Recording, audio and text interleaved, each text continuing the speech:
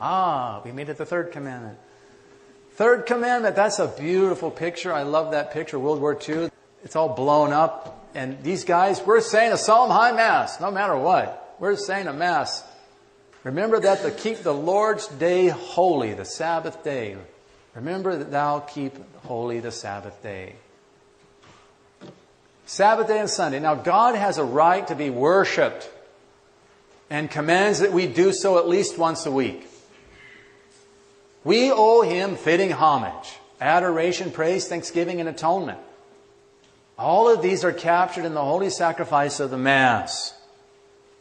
We can do all those when we go to Mass. Man fell on the sixth day of the week. Christ begins to undo the fall by healing on the seventh day.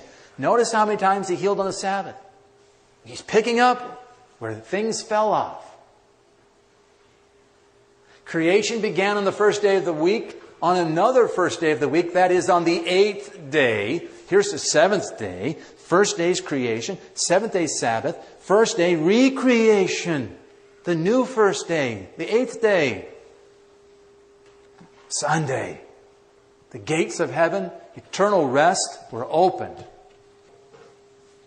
Recreation has now begun. So the Sabbath day is transferred to Sunday due to the resurrection of Christ, and it's of apostolic origin. Goes back to the very beginning. Okay, Sunday and holy days of obligation. All right. You do not want to go to Mass on Sunday translates into do not want to be in heaven, do not want to go to heaven. Thus, mortal sin it's a mortal sin to miss Mass on Sunday. Closes heaven's gates. Don't want to be with God on Sunday translates into don't want to be with God in heaven. Keep that in mind. It makes things clear. What is Mass? Mass opens the doorway to heaven. You are entering into heaven every time you go to Mass. The reason for missing must be proportional to the obligation. So, example, you have a serious illness. You need to take care of someone that's seriously ill, or you're forced to work. Nurses are often forced to do 12-hour shifts, and they can't go to Sunday Mass. So they can make a dispensation. They get a dispensation. They call their pastor and find out when they can go. If you're too sick to go to work, you're too sick to go to Mass. That's kind of the rule of thumb. If I were this sick, would I call in sick for work? Not out of laziness, but just because I'm sick. Then you go to Mass. Now, if something serious blocks, you're in a car wreck on the way, you're stuck in an airport, then the obligation ceases. But if you know ahead of time, you need to seek a dispensation. You call your pastor and say, look, Father, this is what's going to be happening. What am I supposed to do? I'm going to be way out in the bush on this hunting trip in Africa. All right, it's a one-in-a-lifetime opportunity. Okay, I'll give you dispensation this one time. But you need to pray your rosaries and bring your missal with you and go through the prayers. You should spend time worshiping God at home. If you do miss, uniting yourselves to the holy masses being offered throughout the world. Many martyrs have died. Now this is amazing. They've died for this obligation. They were burned and killed while they were at Sunday Mass. Whole churches were burned while they were at Mass on Sunday. And here we have churches all over the place and nobody goes. Saint Saturninus, he was asked about, before he's being killed, he says, it is because we are not allowed to be absent from the sacred mysteries. This is the commandment and the teaching of the divine law. This law we faithfully observe, and for it we are ready to lay down our lives. The time has come for us to be heroic again. Would that we were all here, killed at Mass on Sunday. Man, we're going to heaven. We're already one step there. One step away. Okay, so those who religiously attend Sunday Mass stay free of sins more easily. I have met people in my time as a priest, 13 years now, that have not missed a Sunday Mass their whole life, and they stayed free of sin because they went to Mass on Sunday. How late is too late? Well, generally accepted that to fulfill one's obligation, he should be present in time for the gospel. One must be present at the offertory to unite self and our sacrifices to that of Christ. So there was a practice that when the priest took the veil off the chalice, ring, you should be there. They don't always do that. It was called the smoker's veil or something like that. People are out smoking a cigarette. Shame on them. At Mass, the windows to Calvary in heaven open at the second consecration. That's over the chalice. That's why the priest says Mysterium Fidei. And so that it closes after the priest receives from the chalice. Okay, so it opens, the window at Mass opens to heaven when the priest consecrates the chalice, and when he receives from the chalice, they close. The Holocaust is complete. And that's another story. We can talk about that another time. But one should not leave during this time. And the devil's going to try to get your children to have to go to the bathroom. You know, I'll tell you what. There's more reasons for fasting from midnight than we imagine. When people were fasting and not drinking any water, everybody stayed in the pews. One, they're worn out, maybe a little bit. But two, they didn't have to go to the bathroom. There might be more reasons to that than we realize. Keeps you in your pew. I know when I sit in the choir loft and Father's saying Mass, I'm amazed at how many people are going back and forth. It's like, no! We got to stay in the pews, and we should be quiet and adoring the Lord. Now, do not leave before the final blessing. If possible, make a thanksgiving. Traditionally, 15 minutes. Tell the Lord all the things you need.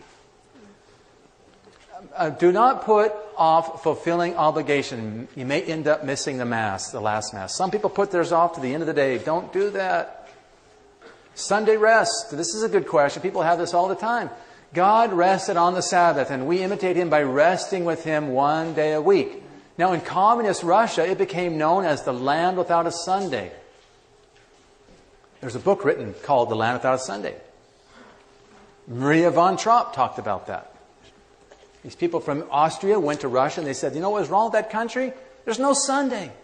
They had full work weeks, 10-day work week they tried, 8-day, all kinds of stuff, but no Sunday. Are we following their lead with all the work that is done on our holy day in our country, Sunday? Mao Zedong's China did away with Sunday rest and all forms of recreation. He destroyed parks. He destroyed all kinds of stuff in this whole area, and that province began to suffer from nervous disorders. Almost all the people had face twitches and all kinds of stuff. We need to rest. The Church commands all Catholics to keep Sunday holy, not merely to attend Mass. In other words, you have to do something. You have to do something to recreate your soul and your body. So to enable them to keep Sunday holy, she orders them to abstain from those labors and business concerns which impede the worship to be rendered to God, the joy which is proper to the Lord's day, or the proper relaxation of mind and body. Code of Canon Law. Okay, servile work. What's that? Well, works are forbidden on Sundays or holy days, generally called servile works, even though they are done as a form of recreation or some other pious purpose. So 2 to 3 hours of such work would be considered a grave matter. Now, by servile work, we mean in general that which requires more of the body than of the mind. Nevertheless, not only the nature of the work must be taken into account, but also the way it is done and how it is commonly regarded. So, the motive, that is, to make money or recreation, is not the main factor in determining whether a particular work is servile or not. So the following are generally considered to be servile works. Well, plowing, sowing, harvesting, etc. Now, there's a lot of farmers, their ox is in the ditch. I used to work in a farm community out in western Kentucky. Sometimes, due to the weather patterns and things, they have to sow on a Sunday. That's understandable. But it shouldn't be done as a regular practice. It should be avoided as much as possible. And I know one farmer out there who is able to basically avoid it all his life. He says, you can do it. It's possible. You know, you trust in God. And he was a successful farmer. A big one, too. Now, sowing, laundering, lawn mowing, that's big in Kentucky. On Sundays, everybody's mowing their lawns. Tailoring, printing, masonry work, etc. These are forbidden. All work in mines and factories, etc. In some places, custom justifies knitting, crocheting, etc. You can do some of those things. And I'm sure a laundry load is one thing versus, hard work like they did in the old days. If you do a load of laundry because things are stacking up and you need them for Monday, that's not what it's talking about. It's talking about hard, labor. On the other hand, it is permitted to go walking, riding, driving, rowing, traveling, even though these be very fatiguing. Literary and artistic works, studying, teaching, drawing and painting, playing music, writing, typing, delicate sculpturing, embroidering. What's the difference between that and sewing? Well, see, sewing you're doing is kind of like a business and you're working at it. Embroidering is artistic, see. Taking photographs are all lawful on Sundays and holidays, even if it's done for remuneration. Because those are not servile works.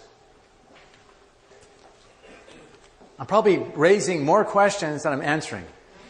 The following cases would excuse from the observance of the law of forbidden servile work. So in general, any work is allowed that left undone would cause grave loss to oneself or another. So the ox is in the ditch. You got to get to do this today because if I don't, then I'm going to be out of work tomorrow. I'm poor. I can't afford that. Works of charity to those in need or those of necessity, public or private, such as all indispensable housework, dishes and cooking, etc. Any work in case of fire, flood, or other disasters. Of course, that's all allowed. And poverty can also excuse. When you're poor, sometimes you have to do things just to keep afloat. And that's excuses oftentimes. Okay, we should not shop on Sundays. Oh, this is a hard one for people today. In general, all commercial activity should stop on Sundays in order to give the employees a chance to worship God and rest on the Lord's Day and to be with their loved ones. Thus, commercial stores should be closed, and they actually were for many years. Only in the last few decades have they been allowed to remain open for business on Sundays, and we help them along by going to them and shopping on Sundays. Now, an exception to the rule, of course, would be applied to businesses that supply necessary items like food and gasoline. So, convenience stores, not shopping centers, convenience stores, restaurants, and gas stations are allowed to be open on Sundays. Still, we would do well and be holy by preparing ourselves to avoid these instead of waiting for, the disaster to strike on a Sunday, to take care of necessary items.